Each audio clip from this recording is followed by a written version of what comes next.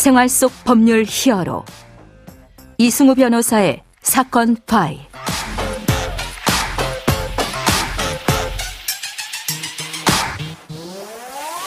안녕하세요. 이승우 변호사입니다. 각종 사건 사고에서 여러분을 구해드리겠습니다. 오늘 열어볼 사건 파일은 이별폭력 관련 사건입니다.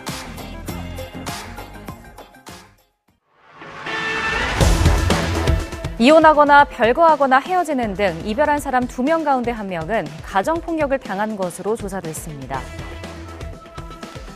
사람을 만나고 헤어지는 것은 사실 상당히 반복되는 그런 일입니다. 또 그리고 이것은 굉장히 중요한 자기결정권의 행사 내용임이 분명하죠. 자, 그런데 이런 만남과 헤어짐 자체가 내 생각과 의사하고는 별개로 다르게 강요를 받아야 된다. 그리고 이렇게 헤어짐을 요구하는 것에 대해서 아주 감정적인 폭력 또는 거친 위협, 나아가서는 생명권 침해 등을 감수해야 된다. 이런 상황을 우리는 어떻게 받아들여야 될까요? 심각한 사회 문제와 관련된 이 형사 사안들을 법무법인 법승 서지수 변호사 알아보도록 하겠습니다. 안녕하세요, 변호사님. 네, 안녕하세요. 법무법인 법승 서지수 변호사입니다. 주변에서 이런 이별폭력 관련된 사안들을 좀 변호사님은 좀 접하시나요? 네, 직접적인 것은 아니지만 네. 그래도 이제 건너 아는 지인이나 이런 분들이 이별폭력을 당했다는 이야기들을 많이들 하시더라고요. 네네. 저는 이제 스토킹 처벌법 제정 전에 새벽에 일을 하기 위해서 왔다 갔다 할 때 이런 현장들을 좀 지나치거나 했었던 적들이 있었거든요. 네. 법 제정 후라면 사실은 신고를 했을 것 같은데 당시로서는 신고할 방법도 없었었고, 그래서 이런 이별폭력 또는 여러 가지 이제 헤어짐 과정에서 발생되는 문제 좀 심각하다는 생각을 좀 갖고 있습니다. 자, 오늘 가져오신 사건도 좀 만나보도록 하죠. 어떤 사건이었습니까? 네. 지난 7월 17일이었고요. 그 이별 문제로 다투다가 동성 연인을 흉기로 찌른 20대 여성이 1심에서 집행유예를 선고받았습니다. 네네. 법조계에 따르면 서울 남부지법 형사 12단독 윤창영 부장판사는 예. 특수상해 혐의로 재판에 넘겨진 A씨에게 징역 6개월, 집행유예 1년을 선고하였는데요. 네네. 이 A씨는 지난 2021년 1월 15일 오후 8시쯤 천안에 있는 이제 피해자 B씨의 주거지에서 다투다가 네. 그에게 흉기를 휘두른 혐의와 그리고 휴대전화기로 B씨를 폭행해 전치 2주의 상해를 입힌 혐의를 받고 있습니다. 네네. 재판부는 이 범행 내용이 좋지 않으나 B씨가 지난해 처벌불허 의사표시가 기재된 서면을 경찰에 제출했다. 예. 이렇게 말을 하면서 이제 A씨가 형사처벌을 받은 전력이 없는 것까지 이제 포함을 해서 그런 고려를 했기 때문에 이제 이런 식으로 양형했다고 이렇게 밝혔는데요. 네. 징역 6개월에 집행유예 1년 이게 선고가 됐는데 사실은 이제 이것보다 덜 피해를 입힌다고 볼 수도 있는 이 스토킹 행위에 대해서도 스토킹 방지법을 만들어서 좀 처벌을 강력하게 해야 된다라고 한다는 점을 좀 고려해 보면 조금 형이 앞으로 더 높아질 가능성이 있지 않은가 생각도 들고. 네, 그렇습니다. 또 이별과 관련된 범죄들이 주변에서 사실 굉장히 많이 발생하고 있잖아요. 네. 다른 사례들도 좀 있습니까? 네. 사례들은 되게 많이 일어나고 있는데요. 네. 또 지난 7월 4일에 그 헤어지자는 연인에게 무려 111번 전화를 하고 상해를 입힌 혐의로 기소된 40대 남성이 있었고 예. 이분의 경우에도 1심에서 이제 징역형 집행유예를 선고받았습니다. 네네. 이 서 씨의 경우 지난해 7월 이별을 통보한 여자친구에게 말씀드렸듯이 한 달 동안 111번 전화를 하고 예. 자신이 수갑을 찬 사진 그리고 눈물을 흘리는 모습 등의 그런 사진 그리고 과거에 함께 촬영했던 사진 등을 함께 보내면서 예. 결혼하고 싶다 이런 메시지를 반복적으로 보냈고요. 네. 또한 여자친구를 만나서 술을 마시다가 머리를 휴대전화로 내리찍고 넘어뜨리는 등 상해를 입히기도 하였습니다. 예. 또 이뿐만 아니라 또 지난 6월 29일에는 예. 연인의 이별 통보에 무차별 폭행을 하고 금품까지 빼앗은 30대 불법 체류자 중국인이 실형을 선고받았고요. 네. 그 지난해 4월 9일 이 A씨가 제주시 연동에 있는 교제하던 중국인 여성 B씨를 찾아가서 넘어뜨리고 얼굴들을 수차례 폭행하고 이런 이제 행위를 하였습니다. 예. 이제 특히 이 A씨는 B씨로부터 이별 통보를 받고 자택에 찾아갔다가 이 B씨가 다른 남성과 있는 모습을 보고 너무나 화가 나서 이런 범행을 저질렀다고 합니다. 예. 자, 이 문제에 관련해 갖고는 상대방을 소유하는 관점으로 생각하고 살고 있기 때문에 이런 문제를 발생시킨다. 네. 이런 심리학적 지적도 좀 있긴 하더라고요. 네, 그렇습니다.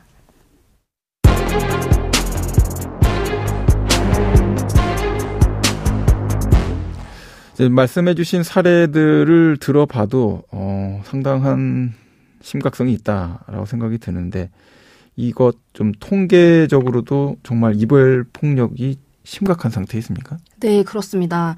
그 앞서 말씀드렸던 사례들처럼 이 이별폭력이라는 거는 한국 사회에 이미 되게 만연한데요. 네.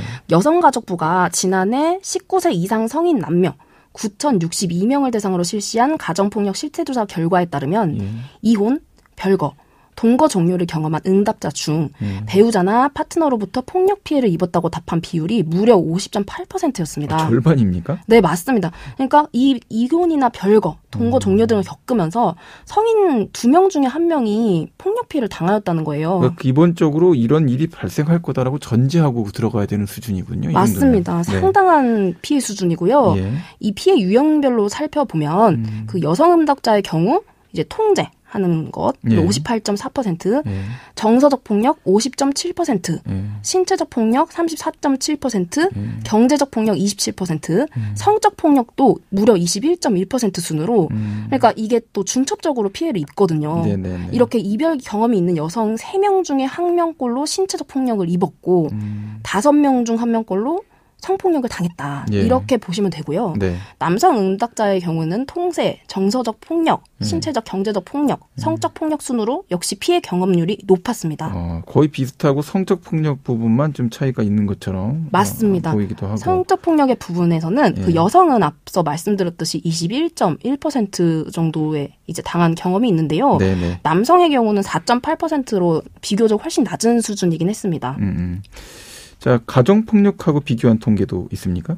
네, 그렇습니다. 이게 가정폭력과 비교해서도 이런 이별폭력이 되게 두드러지기 때문에 심각하다는 거거든요. 그러니까 혼인했거나 동거 중이라고 밝힌 응답자죠. 이제 이별하는 게 아니고 그런 분들의 경우 평생 폭력 피해를 경험한 비율이 14.3%. 그러니까 이별 상대에게 폭력 피해를 당했다는 응답률의 3분의 1 수준이라는 겁니다. 여성 응답자만 떼어놓고 보면은 이 혼인 및 동거 중인 응답자의 신체적 폭력 피해율은 4%, 성적 폭력 피해율은 7%로 같은 유형의 이별 폭력을 겪은 여성 응답자의 비율이 각각 8배, 또한 3배 이상인 겁니다. 이게 이제 이런 수치가 나오기 때문에 조사를 수행한 한국여성정책연구원 연구진은 이별 폭력에 대한 대응이 필요하다 이런 점을 시사하는 결과라고 밝혔습니다. 그러니까요. 이게 이별을 못 받아들이는 거죠. 그죠? 그렇습니다. 못 받아들이고 그걸 폭력적으로라도 이제 강제적으로 통제를 하겠다. 이런 것인데, 자, 스토킹 처벌법이 생기면서 스토킹 행위에 대해서는 이제 우리가 형사적으로 처벌이 가능하게 됐고요. 많이 알고 계시죠, 이제는. 그렇죠. 자, 그런데 이별 폭력 행위를 했다. 그럼 이건 이제 어떻게 통제를 해야 됩니까? 네, 사실 이런 이별 폭력, 교제 폭력은 접근 금지 명령이나 가해자 분리 조치를 법적으로 규정하고 있는 스토킹 범죄 처벌 등에 관한 법률, 이제 속칭 스토킹 처벌법이라고 하는데요. 이런 법률이나 가정폭력 범죄 처벌 등에 관한 특례법, 이거는 이제 속칭 가정폭력 처벌법이라고 하고요. 이런 법들과는 달리 이제 피해자를 명백하게 보호할 그런 법적 근거가 마련되어 있지 않은 상황입니다. 그러니까 스토킹 처벌법 같은 경우는 제4조에 스토킹 행위의 상대방 등이나 그 주거 등으로부터 100m 이내의 접근 금지.